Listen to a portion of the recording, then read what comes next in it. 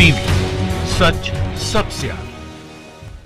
दोस्तों, मैं अब्बास हफीज हूं। अमेरिका के राष्ट्रपति चुनाव के परिणाम घोषित हो गए हैं। जो बाइडेन चुने गए हैं अमेरिका के अगले राष्ट्रपति, और डोनाल्ड ट्रंप जो है वो चुनाव हार गए हैं, वो राष्ट्रपति नहीं रहे हैं। इसके साथ साथ पूरे दुनिया भर के अंदर एक खुशी की लहर है, क्योंकि दुनिया में नफरत भरी राजनीति के अंत की शुरुआत हो गई है।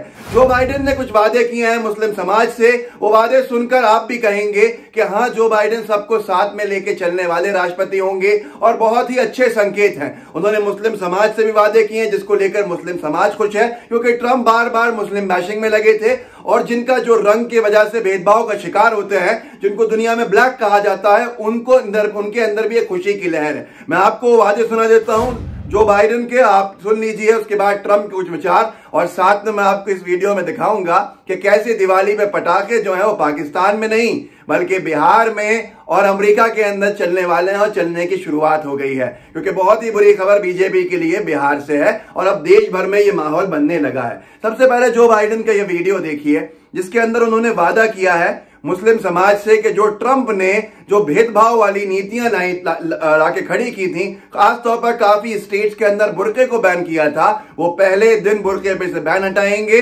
और मुख्य धारा से हर समाज को जोड़ने का काम करेंगे। ये वीडियो देख लीजिए। Muslim communities were the first to feel Donald Trump's assault on black and brown communities in this country with his vile Muslim ban. That fight was the opening barrage in what has been nearly 4 years of constant pressure and insults. That will include having Muslim American voices as part of my administration. If I have the honor of being president, I will end the Muslim ban on day one. But I'm not just asking for your support because the alternative is unthinkable. I want to earn your vote, not just because he's not worthy of being president. I want to work in partnership with you. Make sure your voices are included in the decision-making process. दोस्तों, आपने देखा ये video. Joe Biden इसके अंदर अंग्रेजी में कह रहे हैं कि ट्रंप की पॉलिसीज बहुत गलत थी। मैं जिस दिन राष्ट्रपति की शपथ दूंगा, उसी दिन ये जहां जिस क्षेत्र में बुर्के पे बैन लगाया गया है, मैं उस बैन को हटाऊंगा। द न्यूयॉर्क टाइम्स ने ये खबर छापी थी 20 जुलाई 2020 को। मैं फर्जी खबरें नहीं बता रहा, ये दूसरे लोगों का काम है। एक और वादा सुन लीजिए जो बाइडेन ने मुस्लिम समाज के बच्चों से किया था। देखिए, ये होती है राजनीति कि हर समाज को एक साथ लेके चलना, वही चलेगा दुनिया के अंदर। नफरत भरी राजनीति का अंत होने लगा है। ये देखिए, जो बाइडेन बच्चों के साथ खड़े हैं और क्या कह रहे हैं उनसे अंग्रेजी के अंदर कि आप बहुत प्राउड फील कीजिए, फख्र के साथ रहिए अपने मजहब को लेकर, मैं सबको बराबरी के साथ लाके खड़ा करूंगा। देखिए, Be proud. Be really proud. I really mean it.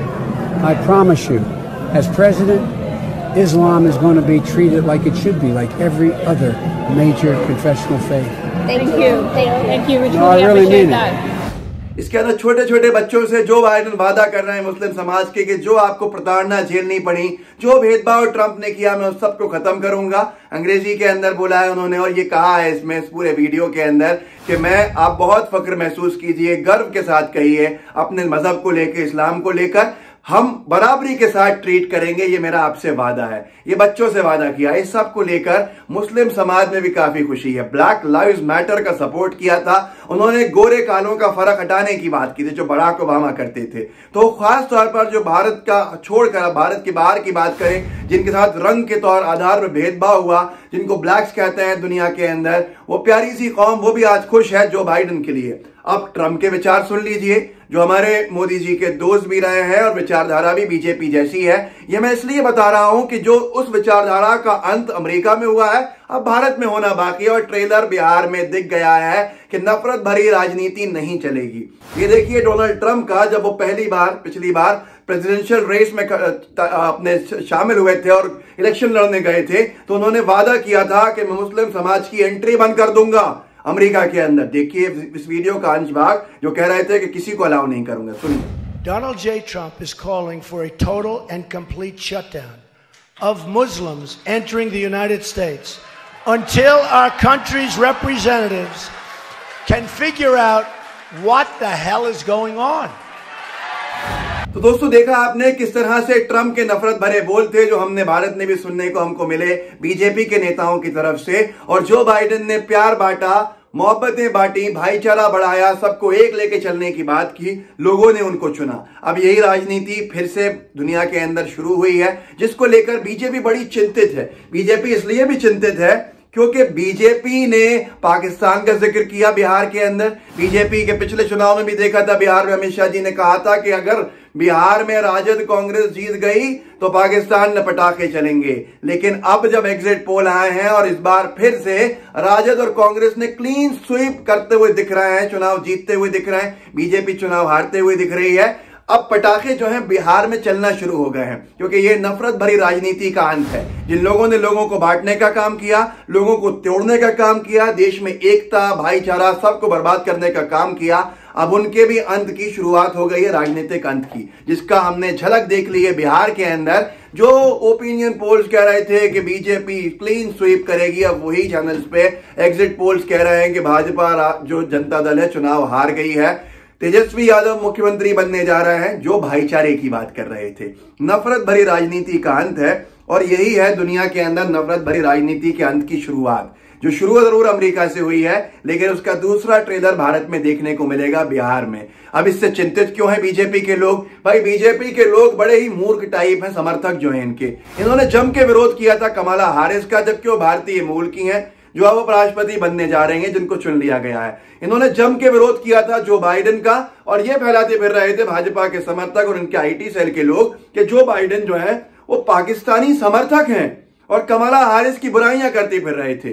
अब ये बड़ा यूटर्न तो ले लिया है, ये इसलिए कर रहे थे, कमला हैरिस ने ओपनली कहा था सेनेटर के तौर के ऊपर कि हम कश्मीर को देख रहे हैं। कुछ महीने पहले 370 जो हटाया गया है, इस पे हमारी पैनी नजर है। अगर हमें हस्तक्षेप करना पड़ा तो हम as a human right saviour, human right supporter हम इसमें हस्तक्षेप करेंगे, और कश्मीर के लोगों से हम कहना चाहते हैं वो अकेले नहीं है, हम उनके साथ हैं। इसलिए कमला हैरिस से बहुत ज्यादा परेशानी भक्तों को थी, भले ही भारतीय मूल की हो। पहली महिला, आप इमेजिन कीजिए, कल्पना कीजिए, पहली महिला है जो अमेरिका की उपराष्ट्रपति बनी है 300-350 साल के इतिहास के अंदर, वो भारतीय मूल की। इन्हें गर्व होना चाहिए था, लेकिन ये इतने मूर्ख हैं अंधभक्त कि इनको बड़ी तकलीफ थी, क्योंकि उनके आगे बयान थे। कमला हैरिस ने सीए एनआरसी का भी विरोध किया था। अब जो बाइडेन के ऊपर अगर आए तो जो बाइडेन साफ तौर पे 1 साल 1.5 साल पहले कह चुके हैं सीएए गलत है, भारत के सेक्युलरिज्म के ऊपर बड़ा सवालिया निशान खड़ा करता है, हम इसके समर्थन में नहीं है। एनआरसी जो असम में हुआ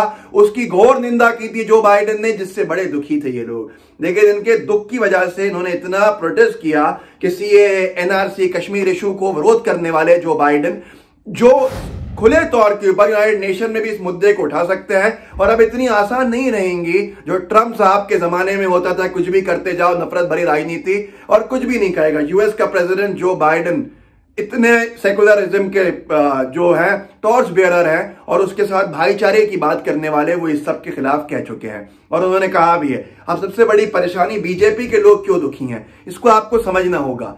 जो बाइडेन के आने से यूनाइटेड नेशन सिक्योरिटी काउंसिल के 5 देश हैं, उनमें अमेरिका भी है। यूएनएससी कहते हैं, हिंदी के अंदर संयुक्त राष्ट्र सुरक्षा परिषद कहते हैं। उसके अंदर जो देश होते हैं 5, ये वर्ल्ड पावर है।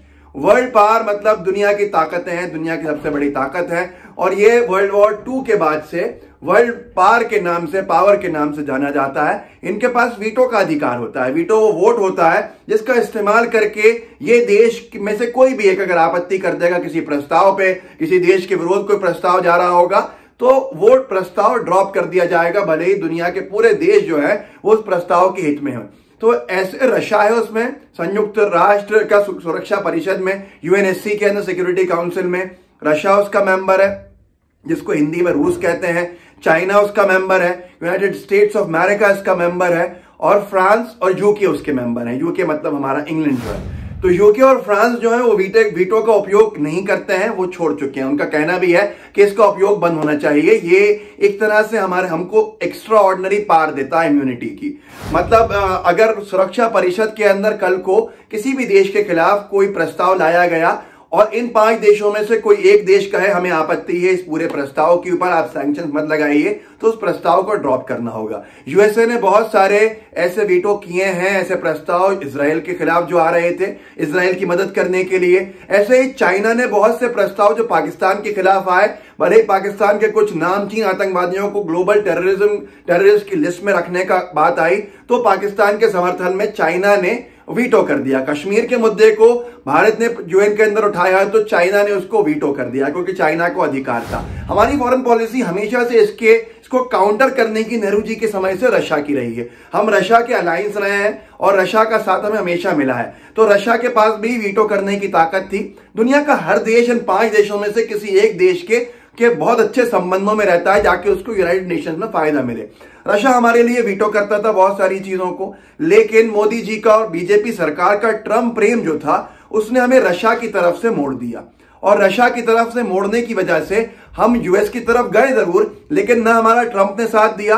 रशिया हमारा थोड़ा सा नाराज देश हो गया, हमारा मित्र, और उसके साथ साथ यूएसए ने हमेशा दोहरी बात करी पाकिस्तान और भारत के मामले के अंदर। आज की तारीख में जो बाइडेन जो चुन के आ रहे हैं वो पाकिस्तान का हिलाले पाकिस्तान उनको अवार्ड दे चुकी है पाकिस्तान की सरकार, और पाकिस्तान उनके साथ मित्रता बहुत अच्छी अपनी बनाए रखी हुई है। अब की बार ट्रंप सरकार नारा दे के वैसे ही मोदी जी ने जो बाइडेन को नाराज कर दिया था, तो लोगों का कहना है कि उनका जो सॉफ्ट कॉर्नर है वो पाकिस्तान की तरफ है। अब यहां पर ये फॉरेन पॉलिसी का बहुत बड़ा फेलियर है हमारा, और इतना बड़ा फेलियर है जिसकी आप कल्पना नहीं कर सकते। मुझे बीच में एक बात याद आ रही है कि नमो सरकार के फॉरेन पॉलिसी पे टिप्पणी की थी इन्होंने, हमारे सुब्रमण्यम स्वामी जी जो बीजेपी के नेता है, सांसद हैं, कि टूट फूट गई है, बदलने का वक्त है, बदल देनी चाहिए। अब यहां पर सबसे बड़ी बात यह है कि जो वो पॉलिसी है उसके चलते चीन तो हमारा दुश्मन हो ही गया है, पाकिस्तान के साथ बैठा हुआ है, पाकिस्तान की सहायता करता है सिक्योरिटी काउंसिल में। यूएस के जो बाइडेन का रुख पाकिस्तान की तरफ दिख रहा है, और हमने और उनको गुस्सा दिला दिया, मोदी सरकार ने, देश ने नहीं, ट्रंप का समर्थन करके, तो उसका रुख भी जो है वो पाकिस्तान की तरफ दिख रहा है। तीसरा देश हमारा पुराना दोस्त जिसको हमने नाराज कर दिया है ट्रंप प्रेम में, रशिया भी अब चाइना के साथ दिख रहा है, पाकिस्तान के साथ दिख रहा है। कैसे कि पाकिस्तान में इस वक्त रशिया की एक फौज की टुकड़ी वहां पर अपने सैन्य अभ्यास के लिए खड़ी हुई, वहां पर उतरी हुई है उनकी जमीन के ऊपर, और ज्वाइंट मिलिट्री ड्रिल्स के अंदर भाग ले रही है, जिसके ऊपर घोर आपत्ति की थी जयशंकर साहब, उनकी मिनिस्ट्री ने, भारत सरकार ने, पर रशिया ने एक नहीं सुनी। आज तक ने खबर छापी है, रूस ने पाकिस्तान के साथ मिलकर भारत को दिया ये झटका, रूस ने पाकिस्तान के साथ मिलकर भारत को झटका दिया है। रूस की सेना संयुक्त सैन्य अभ्यास के लिए पाकिस्तान पहुंच गई है, भारत लगातार इसका विरोध करता रहा है। अब ये सारी की सारी चीजें जो हैं बहुत बड़ा सवालिया निशान खड़ी करती हैं। बचते हैं दो देश कौन से हैं? फ्रांस और यूके, जो अपने वीटो का इस्तेमाल नहीं करते हैं। सीधी बात है, मैं आपको पढ़ के दिखाता हूं कि किस देश ने कितना वीटो का इस्तेमाल किया, आपको खुद समझ में आएगा कि हमने कितनी बड़े ब्लंडर्स अपने फॉरेन पॉलिसी में किए हैं। रशिया ने अभी तक 116 मरतबा वीटो का इस्तेमाल किया है, यूनाइटेड स्टेट्स ने 81 मरतबा, 80 और 1, 81 मरतबा वीटो का इस्तेमाल किया है, और फ्रांस और यूके ने पिछले 20-22 सालों से नहीं किया है। चाइना ने 16 बार वीटो का इस्तेमाल किया है, जिसके अंदर पाकिस्तान के समर्थन में भी किया है, कश्मीर के मुद्दे पर भी किया है पाकिस्तान के समर्थन में, और कुछ पाकिस्तानी आतंकवादियों का ग्लोबल टेररिज्म की लिस्ट में हमने कोशिश की थी नाम लाने का, उसका भी वीटो कर दिया था चाइना ने। अब इन सारे इश्यूज को देखकर अनभक्तों को बहुत तकलीफ है, अनभक्तों की रात की नींद खराब हो गई है। मैं आपको एक मिसाल देता हूं कैसे पलटू हैं ये लोग। एक ओप इंडिया है जो बीजेपी का माउथ पीस है, एक तरह से भाजपा के मतलब की खबर लिखता है, ऐसी खबरें लिखते हैं कि एक नफरतें फैले। एक व्यक्ति जो मुसलमान नहीं था उसने गोली चला दी, किसी की मृत्यु हो गई, जहां तक मुझे ध्यान है। इन्होंने हेडलाइन कैसे लिखी थी? सलमान खान फैन ने गोली चलाई, सलमान खान के फैन ने गोली चलाई। अब आपको सुनने में लगेगा सलमान खान ने चला दी हो, तो ये इस तरह की पत्रकारिता करते हैं। इन्होंने चुनाव के समय लिखा था